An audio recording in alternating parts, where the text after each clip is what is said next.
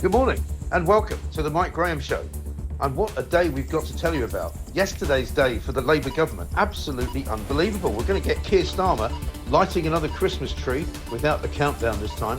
We're going to get Tulip Siddiq being sentenced to 2 years in prison in Bangladesh for corruption. She's the former corruption minister. And also Rachel Reeves still hanging around, still telling us that she didn't mislead anybody, still telling us that she didn't tell any lies, and still telling us that the budget is all very good for everybody. It's absolutely hopeless. This, of course, is the real home of common sense. Let's get it on. Well, what a day it's been for Labour. One of the most amazing days, I think, that Keir Starmer's ever had. And he's had quite a few. And when I say amazing, I don't mean good amazing. I mean pretty bad amazing. Because we'll talk about it later on. But obviously, we've got the budget meltdown going on. Rachel Reeves desperately trying to prove that she didn't tell anybody any lies. Desperately trying to prove that she's done something good for the country as opposed to completely trashing the economy. And desperately trying to prove that that budget leak was nothing to do with her. Because, of course, what we did today was we found out that Richard Hughes, the head of the OBR, that's the Office for Budget Responsibility, finally fell on his sword because, of course, if you cast your mind back to Budget Day, last Wednesday, do you remember Rachel Reeves sitting in the House of Commons chamber, suddenly checking her phone? It wasn't her phone, it was Torsten Bell's phone, and she's going, oh my God, it looks as though the budget's been leaked. How did that happen? How could it have possibly happened? And she said it wasn't her fault. She threw anybody she could under the bus. Well, today, it turns out that basically the resignation pages were handed in. And so this morning we wake up and now there isn't anyone in charge of the OBR, unfortunately, because yesterday Richard Hughes resigned. Even though he said it was nothing to do with him, it turns out that it wasn't a terrible mistake, it was an absolute catastrophe. Absolutely and utterly awful. And so the bottom line now is that they're going to have to try and make sure that it can never happen again. But you know what they're saying is happening? They're saying it wasn't as a result of a hostile act.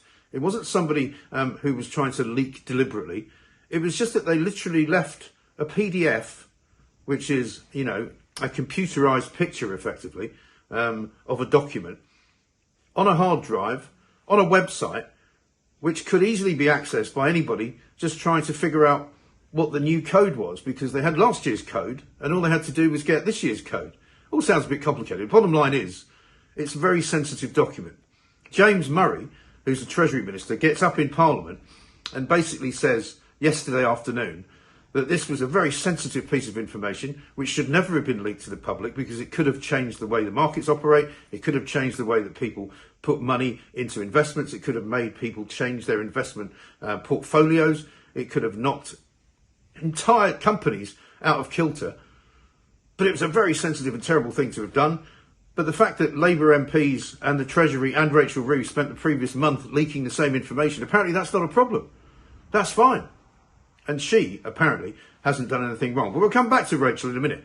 Because first we want to concentrate on Sir Keir Starmer, the Prime Minister. Because guess what? By the end of the day, all sorts of other things had happened.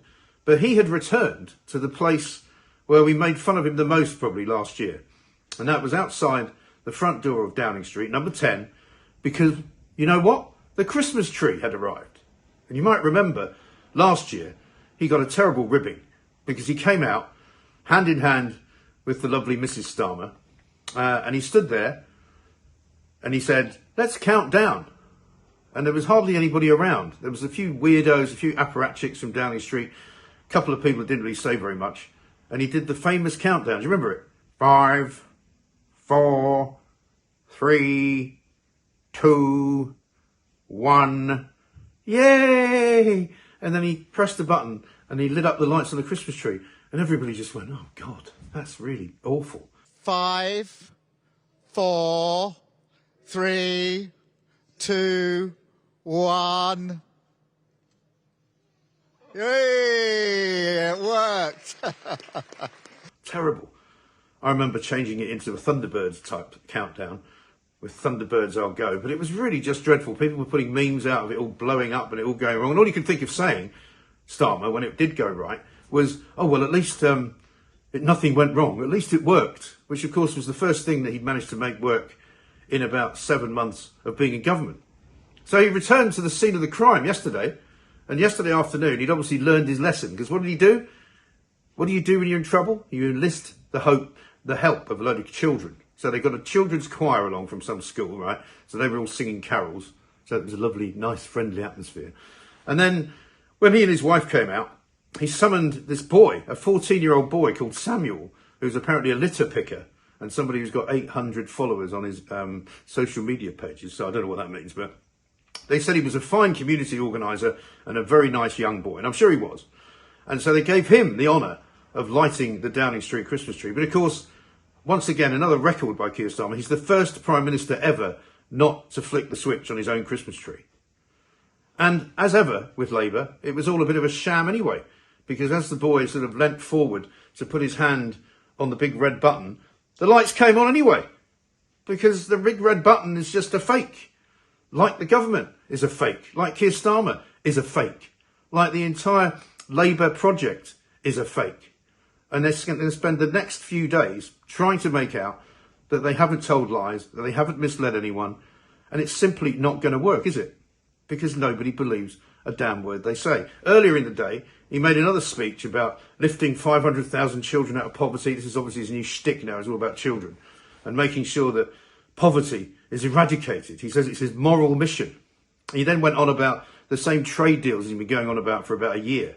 The 3 trade deals that he's managed to do. One with America, which is still kind of being done because there's no steel agreement yet. The car agreements haven't been done. The one with the European Union, of course, which still is being tinkered around with and is probably going to end up with us being worse off than the European Union, because they're going to try and control all of our food, they're going to try and control our immigration process, and they're going to try and control all sorts of trading information and deals that we do, right? Plus, of course, the Indian deal. So these are the 3 deals that he keeps going on about. Same deals all the time.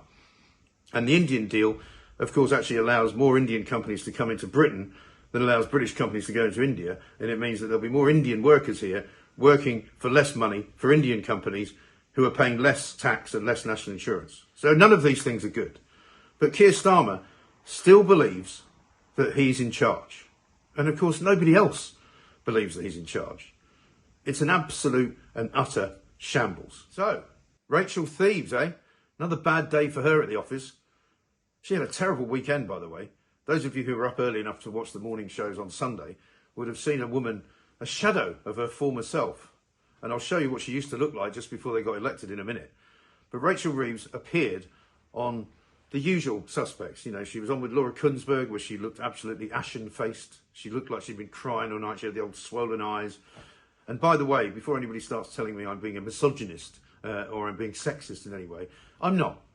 The fact is, as many people have pointed out, in fact, Kemi Badenoch's one of them, the reason that people have a go at Rachel Reeves is not because she's a woman, it's because she's completely and utterly incompetent and she doesn't know what she's doing.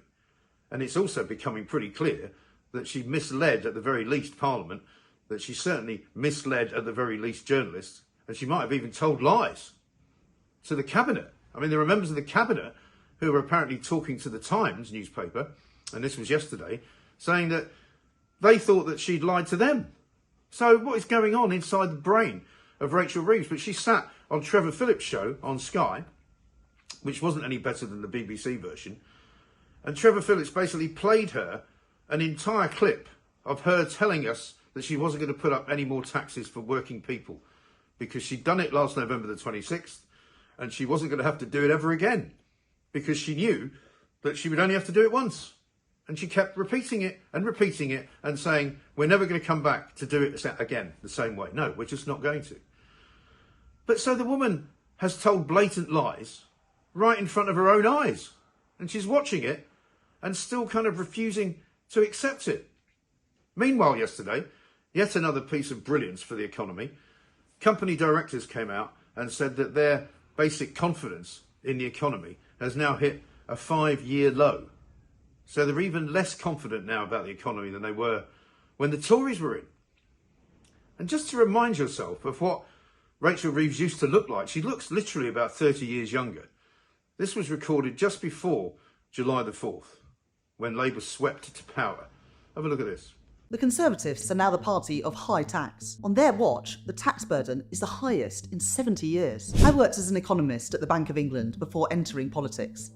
I know what it takes to run a successful economy. I believe in sound money and in public spending that's kept under control. I did not come into politics to raise taxes on working people. So my promise to you is this. Labour will not put up your income tax, national insurance or VAT. The Tories crashed the economy, and if they win, they will do it all over again with their £71 billion of unfunded spending. That will push up your taxes and your mortgage bills. As Chancellor, I will deliver economic stability. On the 4th of July, vote to stop the chaos that's driving up your cost of living. Vote to turn the page on 14 years of failure. Vote for change. Vote Labour. Can you believe the difference? I mean, she's fresh-faced. She's blaming the Tories. She's saying the Tories are the party of high taxes, which of course they were, because taxes had never been higher than they were under the Tory government with Rishi Sunak. Highest since the Second World War. Well, forget all that, because there's now an extra 26 billion coming down the pike, thanks to this particular shambolic Treasury and this particular shambolic Chancellor.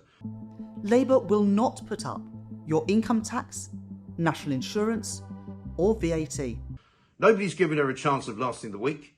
We'll obviously be monitoring it for you here at the Independent Republican Mike Graham on the Mike Graham Show, because I've been predicting the demise of not only Rachel Reeves, but also of Keir Starmer since the summer before last. I'm not even talking about since everybody got involved in the act and started saying, oh yeah, maybe Mike Graham's right. Maybe they will go before the end of the year. There's an awful lot of bookies now that would tell you they won't take a bet on how badly this is going for Rachel Reeves. You cannot imagine. But she wasn't seen in Parliament today. Like I said, when it was announced that the head of the OBR, Richard Hughes, was actually quitting and falling on his sword, people were saying Rachel Reeves should be the person in Parliament announcing that. It shouldn't be James Murray. He's only the Treasury Minister. He's not as senior as she is. Where was she? She was in Wales, believe it or not, at some kind of business summit in Wales, where she suddenly discovered that she's got loads of Welsh relatives.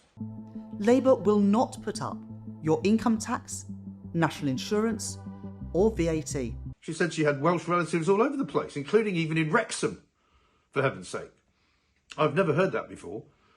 And this is a woman who's told us all manner of stories. Don't forget, she was an economist. She studied economics at the London School of Economics. I worked as an economist at the Bank of England before entering politics. She worked as an economist at the Bank of England, maybe. Shitty record. She worked as Rachel from accounts in retail banking. Shitty record. Or some might say Rachel from complaints. The whole business is a complete shambles, right?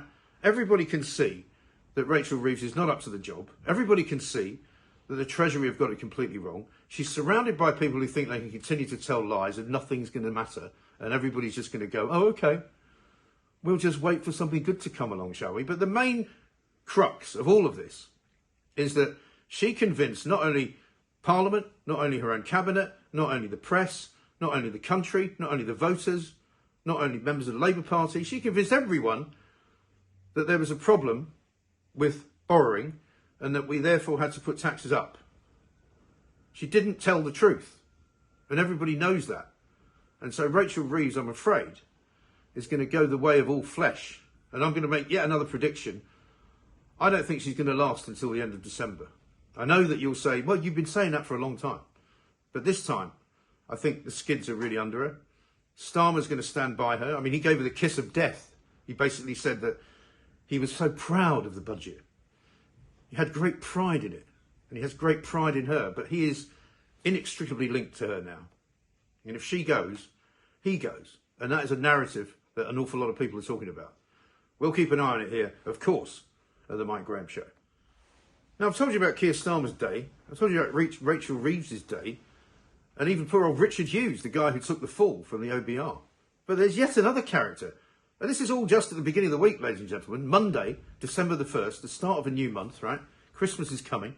Keir Starmer's lit the Christmas tree outside of Downing Street. They've got the world's biggest wreath there, by the way, which might be more of a funereal wreath than it is a Christmas one at this point, because the whole place is like, you know, literally crumbling around itself.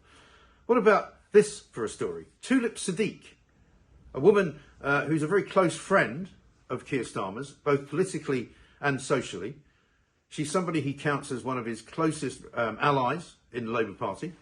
She was so important to him that he must have decided that he had to have her in his cabinet when he appointed her corruption minister back when they formed the government after they won the election in July of last year.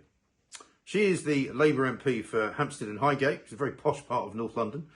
He, of course, is the MP for Islington, which is the posh part, or Camden, the posh part of North London as well, not quite as posh as where Tulip Siddiq hangs out. But he's been friends with her for a long time. She's been in the Labour Party a long time. I think she's been an MP for several years. She didn't just get elected in July. But you'd think as the corruption minister, she might not get involved in corruption. The idea of being corruption minister is that you're supposed to be anti-corruption. You're actually supposed to not get involved in things which might be considered corrupt. You're supposed to go after other people who are corrupt. That's the idea. I think she misunderstood that because only yesterday she was basically found guilty in a Bangladeshi court of, you guessed it, corruption. And they've sentenced her to 2 years in some hellhole of a Bangladeshi prison. Now, she wasn't there, and she's still working as an MP. She's still claiming her MP salary. She's still claiming her MP's expenses. And we've had a look into some of those expenses, actually, and you can see that she quite likes a bit of hospitality. She quite likes accepting 1 or 2 gifts, which she's put in the register of members' interests, because you have to do that now, so that we can all see that you're not corrupt.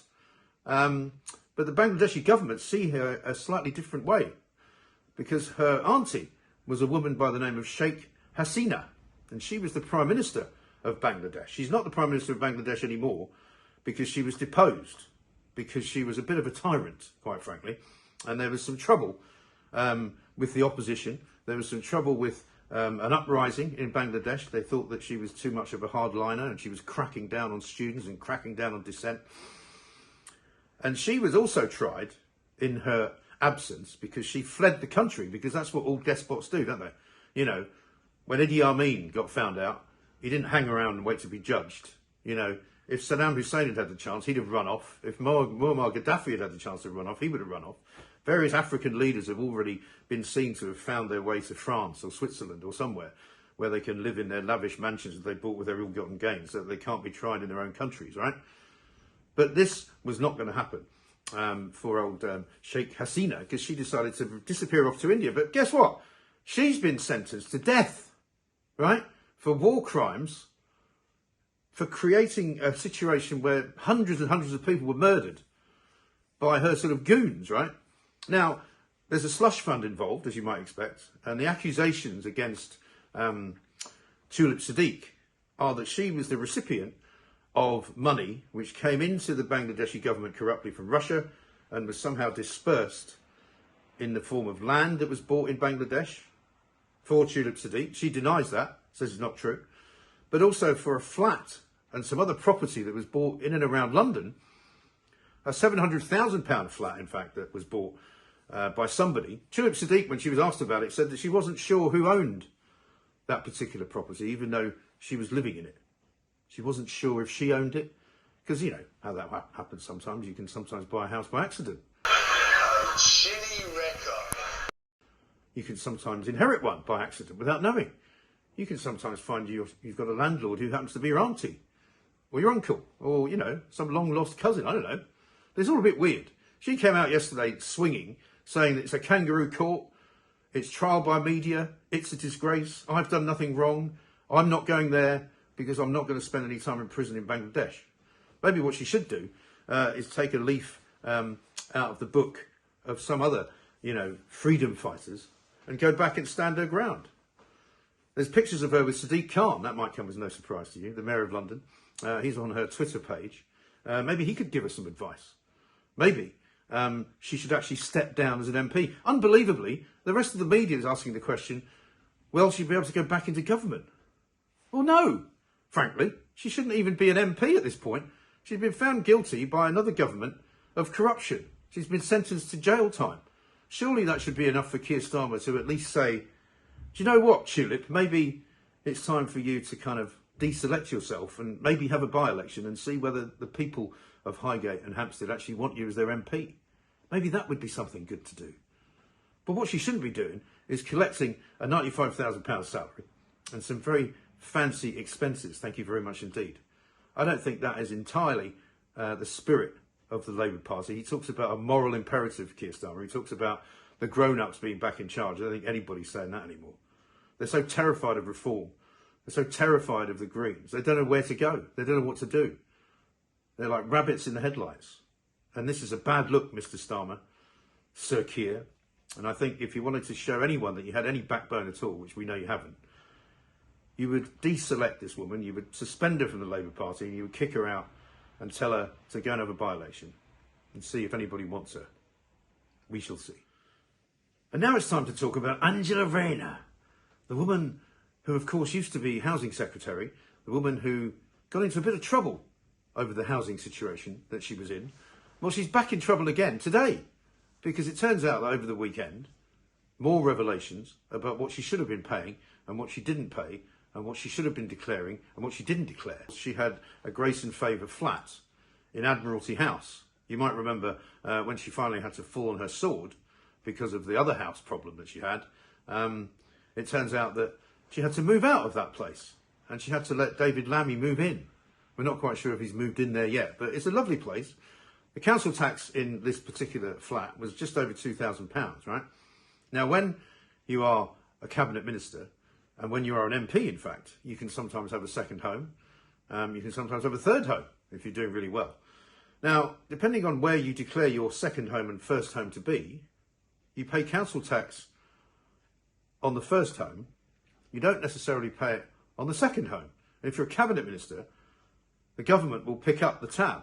So miraculously, despite the fact that she spent most of her time in the rather nice Grade 1 listed Grace and Favour flat in London, she claimed that was her second home.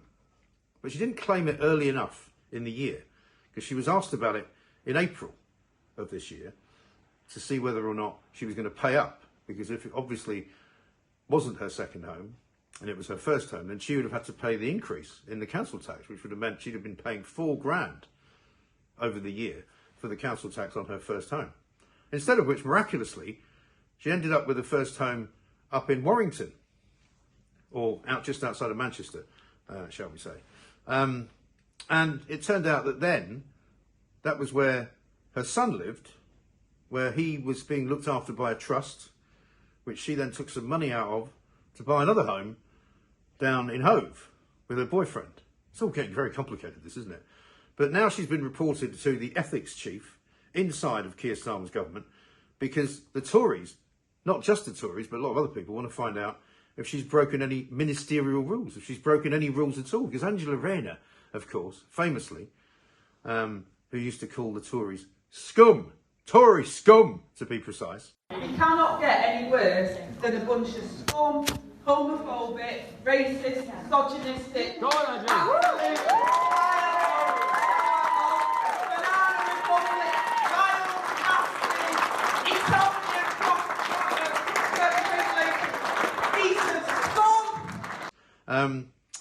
was a bit of a stickler for the rules when she used to have a go at people like Boris Johnson, when she used to have a go at anyone from the Tory party, when she used to make fun of them at the dispatch box.